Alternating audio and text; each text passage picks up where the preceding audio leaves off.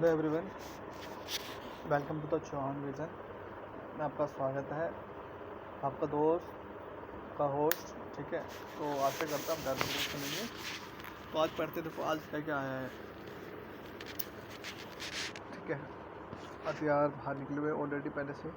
तो social media पर supreme court का निर्देश देखो। सोशल मीडिया पर सुप्रीम कोर्ट का निर्देश क्या है? सुप्रीम कोर्ट ने केंद्र सरकार को कहा कि वह सोशल मीडिया पर लोगों के व्यवहार आचरण के लिए कुछ ठोस या स्पष्ट नियम बनाएं, जिसका मकसद ये है कि व्यक्ति की आज़ादी, फ्रीडम ऑफ द एक्सप्रेशन बनी रहे, लेकिन साथ ही व्यक्ति और समुदायों की गरिमा और सम्मान को भी सुरक्षित रखे। है कि नहीं? ऐसा ही बात है कि सुरक्षा और गरिमा को भी थोड़ा ध्यान में रखेंगे तो ज़्यादा अच्छा रहेगा, है ना। रंग बदल लेते हैं, नीला करते हैं, है कि नीला हमें पसंद है, नीला करेंगे हम।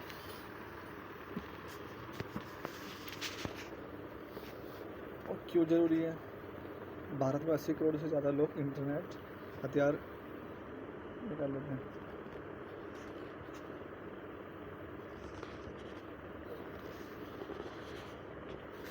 भारत में 80 करोड़ से ज़्यादा लोग इंटरनेट का इस्तेमाल कर रहे हैं और सोशल मीडिया का प्रभाव बहुत बढ़ रहा है, ठीक है। अब देखो, हर किसी को व्यक्ति का इंस्टाग्राम अकाउंट होगा।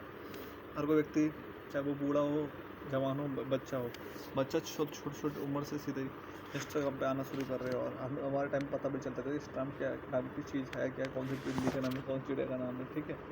तो सोशल मीडिया का प्रभाव बहुत बढ़ गया। कॉमेडियन, पॉडकास्टर या फिर सोशल मीडिया इन्फ्लुएंसर जैसे लोग पैसे कमाने के लिए सामग्री कंटेंट बनाते हैं, लेकिन कई बार ये सामग्री नफरत फैलाने वाली भाषा, भ्रामक जानकारी या अपमानजनक से होती है। जैसे मौजूदा कानून क्या कहते हैं? आईटी नियम 2021 के सोशल मीडिया कंपनियों की जिम्मेदारी तय करता है, ठीक है। जिससे कुछ इसमें रोक लगाया जाए कि लाइक ऐसा नहीं कि अगर लोगों को रिप्रेजेंटेशन का अगर एक माध्यम मिल गया है सोशल मीडिया, तो उस सोशल मीडिया को मतलब ख़राब करे या फिर सही से उसका उपयोग नहीं करेंगे, ठीक है। तो ये सब चीज़ों को ध्यान पर रखना है। आईटी नियम 2021 सोशल मीडिया कंपनी की जिम्मेदारी तय करते हैं क्या? NBSA टीवी जैसे प्रसारणों पर नियम बनाता है।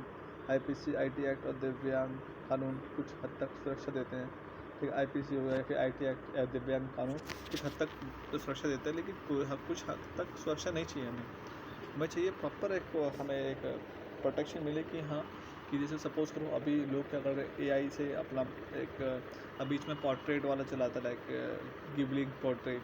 तो वहाँ लोग अपनी फ़ोटो डाल देते हैं, ठीक है। मैंने भी उसमें डाली थी, मना नहीं है इस चीज़ के लिए कि भाई मैं करता है, ठीक है। तो as we are the human beings, और जो ट्रेंड के साथ भी लोग चलना पसंद करते हैं, लेकिन इसका मतलब ये नहीं है कि लोग ट्रेंड के साथ साथ अपनी प्राइवेसी को कहीं ना कहीं वो डैमेज करेंगे, ठीक है। तो privacy is like also important. तो आईटी नियम 2021 से सोशल मीडिया कंपनियों की जिम्मेदारी तय करते हैं कि NBSA टीवी जैसे प्रसारणों में भी नियम बनाता है। IPC एक्ट दिव्यांग कानून कुछ हद तक सुरक्षा देते हैं, ठीक है।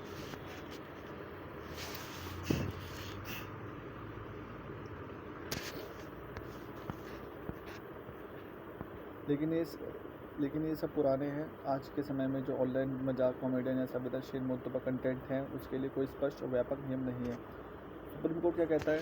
व्यक्ति की आज़ादी जरूरी है, लेकिन इसका मतलब ये नहीं कि आप दूसरों की इज्जत को ठेस पहुँचाएं। आज से कॉमेडी अच्छा है, लेकिन नफरत फैलाने या फिर बातों तक नहीं जानी चाहिए।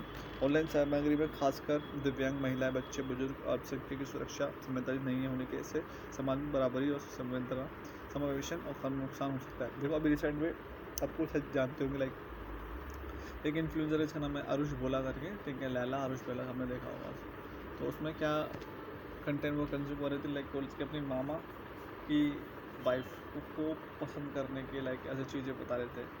तो कहीं पे भी हमारी सोसाइटी और हम इतने बड़े कब होगा कि लाइक हम वहाँ तक जा रहे हैं, ठीक है। तो ये बिल्कुल ये चीज़ क्या हो रही है, लाइक आप आपके सामने बोल रहे हो ये सब चीज़ें, और ये ठीक नहीं है। तभी आज के ज़माने में क्या हो रहा है, अभी राइट नाउ दैट ससुर बहू को भगा रहा है, ठीक है। अभी अलीगढ़ में एक वो आया था केस कि लाइक एक दामाद ने अपनी सासू को भगा के ले गया। तो ये केसेस क्यों आ रहे हैं? ये केसेस आ रहे हैं कि कहीं ना कहीं लोग इन्फ्लुएंस हो रहे हैं इन लोगों से, जो लोग कहीं ना कहीं बातें करते हैं, तो कहीं ना कहीं उनकी विचारधारा ख़राब है कि लाइक वो उनको भी नहीं ऐसे करने चाहिए। अब जो मान सम्मान रिश्ते नाते जो हमारे जो धर्म में हमारे जो संस्कृति में हमारे कल्चर में जो है उस चीज़ को फॉलो किया जाए, ना कि उस उल्टी चीज़ की जाए। ठीक है, आज की कॉमेडी अच्छा है लेकिन ये नफरत फैलाने के लिए बहुत ख़राब है। ठीक है, कि लाइक नफरत फैलाओ तो वो अच्छी नहीं कहीं से भी।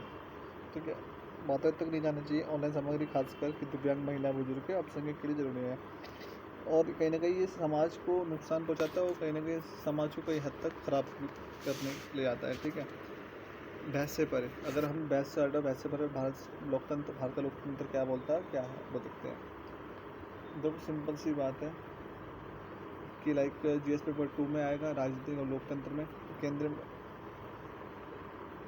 केंद्रीय गृह मंत्री ने अखिल भारतीय विधानसभा अध्यक्ष सम्मेलन में कहा कि लोकतंत्र में बहस और चर्चा बहुत जरूरी है। सही बात, लेकिन आज का संसद और विधानसभा में जो हो रहा है वो चिंता का बात है। क्या दिक्कत हो रही है? विपक्ष के विरोध प्रदर्शन बार बार संसद में एकत्रित हो जाती हैं, इससे कामकाज पर प्रभाव हो रहा है। ठीक है, जो कि इस प्रकार है, विपक्ष विरोध प्रदर्शन की बार बार संसद में कार्रवाई कर जाती है, इसका कामकाज में प्रभावित पड़ता है। हालिया सत्र में क्या होता है, 32 दिनों में 21 दिन ही बैठक हुई और 15 बिल बिना ठीक बहस के पारित हो गए। देखो कोई बिल अगर बिना सही से बहस किए अगर पारित हो जाएंगे तो कहीं ना कहीं वो उसकी जो इम्पोर्टेंस है या फिर उसकी हम मतलब बोल सकते हैं लाइक उसकी पवित्रता या फिर उसकी अच्छाई है कि वो उतना बोलते हैं कि जितना आप अपने आप को घिसोगे आप उतना ही चमकोगे, बहुत ही मेहनत करोगे आप उतना ही चमकोगे। तो उस टाइप से है। ठीक है, पीआरएस विधायक अनुसंधान की रिपोर्ट के मुख्य पॉइंट्स क्या हैं?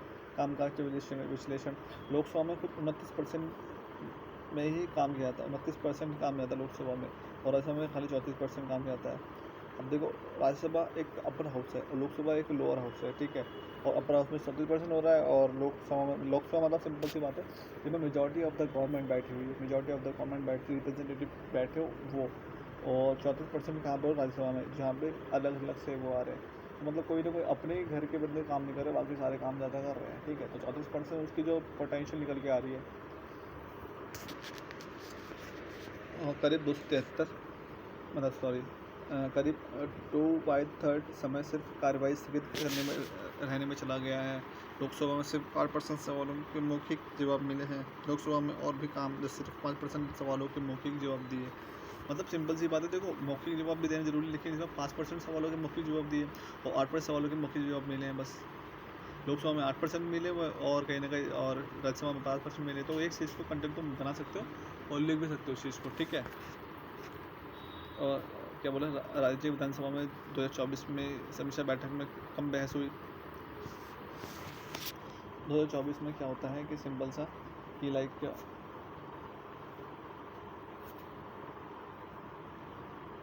कि विधानसभा ऑप्शन सिर्फ 20 दिन चली, जबकि 17 से 28 दिन तक। उत्तर प्रदेश और मध्य प्रदेश में सिर्फ 16 दिन तक बैठक, उड़ीसा में 42 दिन तक, केरल में 38 दिन तक। मामले सबसे आगे और बहस के बिना बिल पास हो रहे हैं। कई बार बिल उसी दिन पेश होते हैं और उसी दिन बहस के पास भी हो जाते हैं। अब देखो अगर कोई चीज़ उसी दिन पेश हो गई उसी दिन पास हो जा रही है तो कहीं ना कहीं बहस सही से नहीं कही गई है, ये खाली फॉर्मेलिटीज़ को निभाया गया कि लाइक हाँ बहस हो रही है, नाम की बहस हो रही है, और नाम की बहस से कोई फ़ायदा नहीं है। तो इससे अच्छा तुम बहस ही मत करो। अगर उस चीज़ को आप सही से पोटेंशियल निकाल के नहीं ला पा रहे हो किसी चीज़ का, तो कोई भी उसका फ़ायदा नहीं है।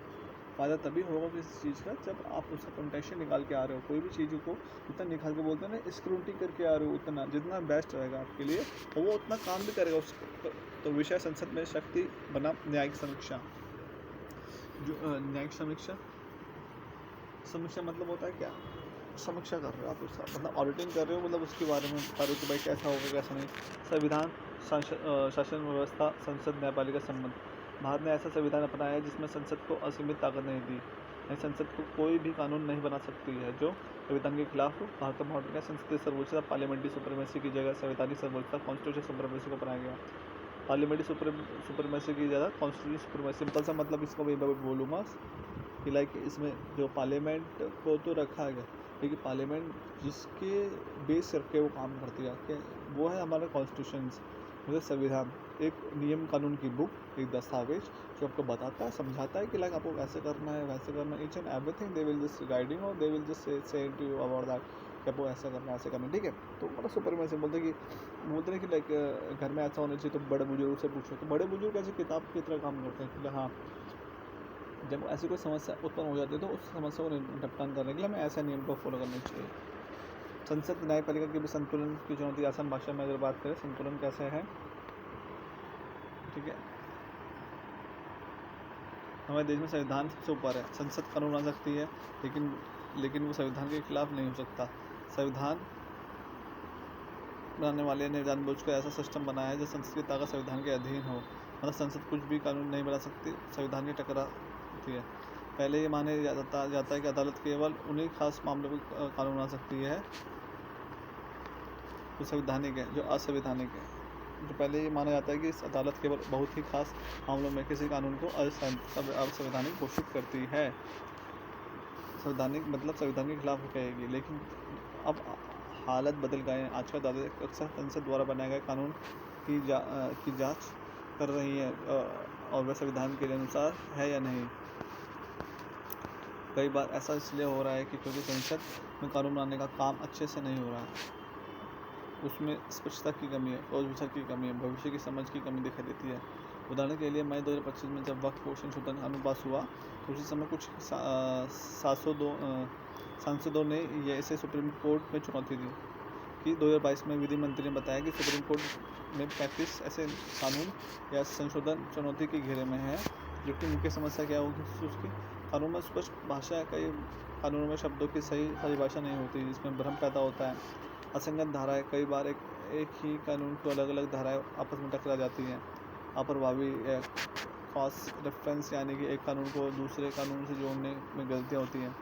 संविधान के खिलाफ प्रावधान, कुछ कानूनों में ऐसे हिस्से होते हैं जो संविधान के खिलाफ हो सकते हैं। सैद्धांतिक रूप से क्या होना चाहिए, कानून बनने की प्रक्रिया साफ तय है। पहले मंत्रालय नीति बनाता है, फिर विशेषज्ञों की राय ली जाती है, फिर विधि मंत्रालय समीक्षा करता है, फिर देखो ये रूप क्या है, कानून बनाने की प्रक्रिया क्या है। पहले मंत्रालय नीति बनाता है, मतलब किसी मंत्रालय से नीति बनाई, फिर विशेषज्ञों के पास राय ली जाती है कि मतलब उसके जो उच्चतम बुद्धिजीवी व्यक्तियों को से पूछा जाता है।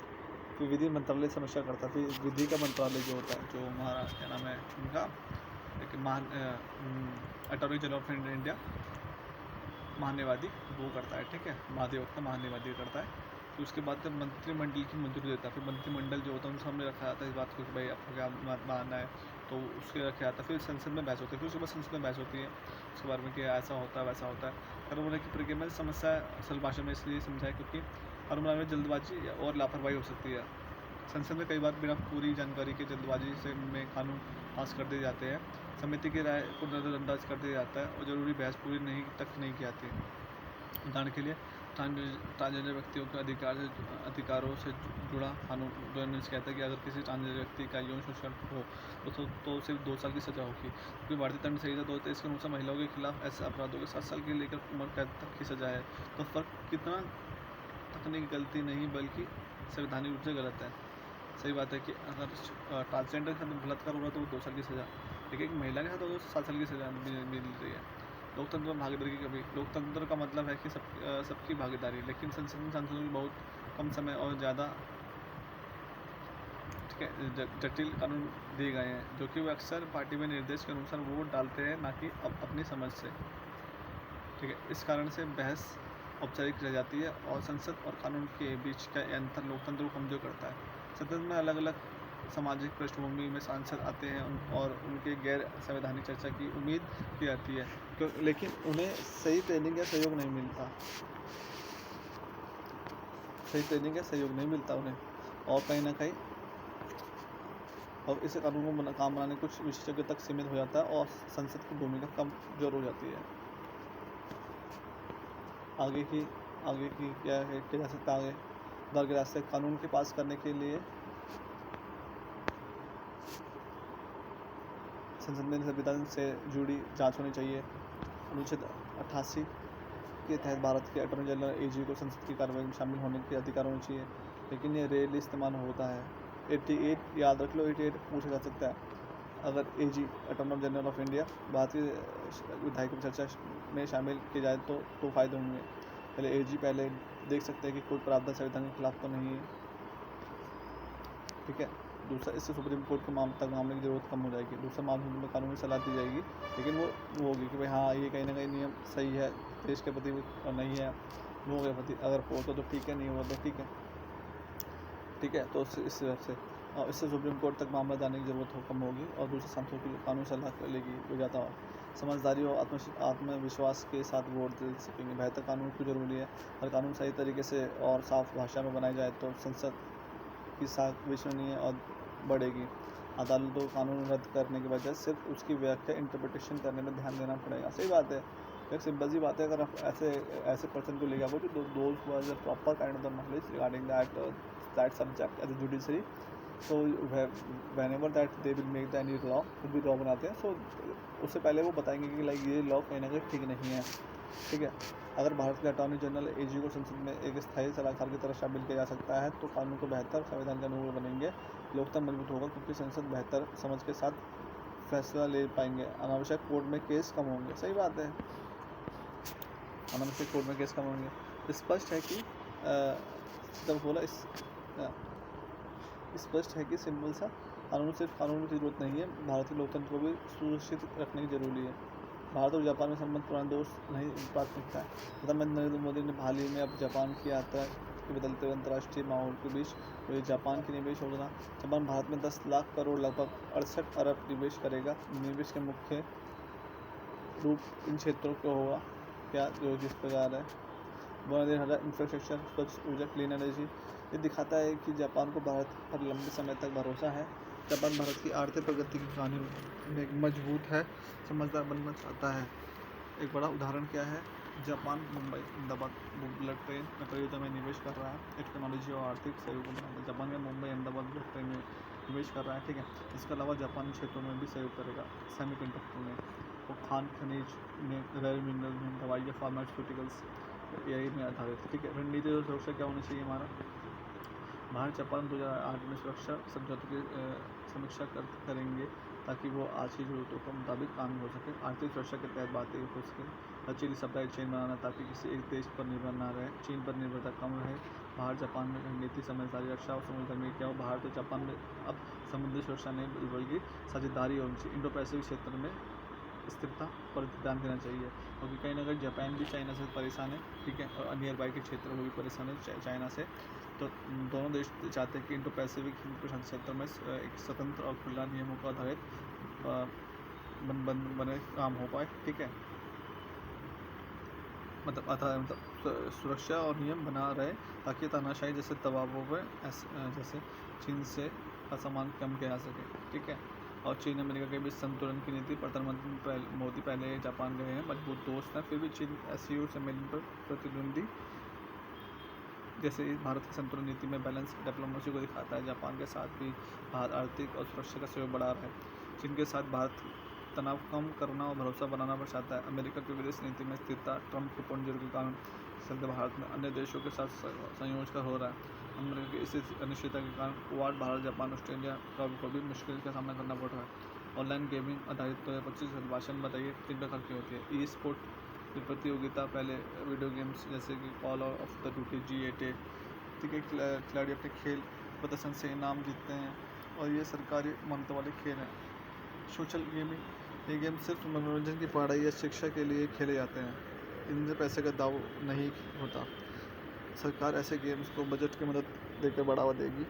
रियल मनी गेम्स क्या होता है? ऐसे गेम जिनमें ऐसा क्रिप्टो या टोकन दाव लगता है। उदाहरण के लिए पोस्ट फैंटेसी क्रिकेट, लूडो जैसे पैसे के साथ पूरी तरह से RMG का विज्ञापन, सेलिब्रिटी प्रमोशन, जो ऐप वेबसाइट इन्हें चलाते हैं सभी पर ऐसे ऐप्स अगर कानून का पालन नहीं करे तो उन्हें ब्लॉक किया जा सकता है। कानून सज़ा क्या होगी? अपराध क्या सज़ा? RMG जलाया पेश करता है 3 साल तक जेल या 1 करोड़ जुर्माना या दोनों। RMG का वैध प्रचार 2 साल तक जेल या फिर 50 लाख का जुर्माना। कौन जिम्मेदार होगा? ये कानून खिलाड़ी यूजर को अपराधी नहीं मानता, दोषी माने जाएंगे गेम चलाने वाले ऑपरेटर्स, प्रचार करने वाले प्रोमोटर्स मतलब सारे बंदे आएंगे और लूडो वालों फलाना और फिर तो मना कर देगा, हम नहीं करेंगे। ठीक है, तो कहीं ना कहीं इनसे होता है। अभी बीच आपने देखा होगा एक बंदा बोला कि मेरे इतने रुपए ख़राब हो गए। इस कानून को जरूरत क्यों पड़ी? WHO ने कहा कि RMG से लत एडिक्शन लग सकती है और कर्नाटक में 31 महीने में 32 लोगों ने आत्महत्या की। क्योंकि RMG से जुड़े हुए थे। RMG ठीक है भाई।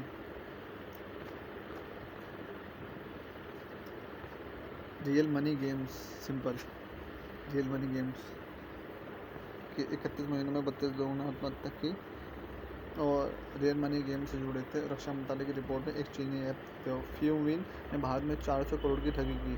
रिपोर्ट के मुताबिक कई गेमिंग कंपनियों ने 30,000 करोड़ से ज़्यादा का GST और 2,000 करोड़ से इनकम टैक्स नहीं भरा। तो देश की संसद समिति ने बताया कि कुछ गेमिंग वेबसाइट की आतंकी फंडिंग में भी इस्तेमाल हो रहा है। निष्कर्ष की सरकार चाहती है कि लोग गेमिंग के नाम पर ठगे न जाए और मानसिक दबाव में न जाए। इसलिए जुए और सट्टे के गेम्स पर सख्त रोक, लेकिन शुद्ध मनोरंजन या खेल जैसे गेम्स को प्रोत्साहित किया जाना चाहिए। सही बात है, ठीक है। तो हमारा ये लास्ट था, तो चलो हम देखते हैं। इतना हमने पढ़ा है और थैंक यू फॉर वॉचिंग। आपका दोस्त आपका भाई प्रदीप। तो आशा करते हैं आपको अच्छा लगा होगा। Like and subscribe, please do comment. Thank you so much. Chauhan ji sir.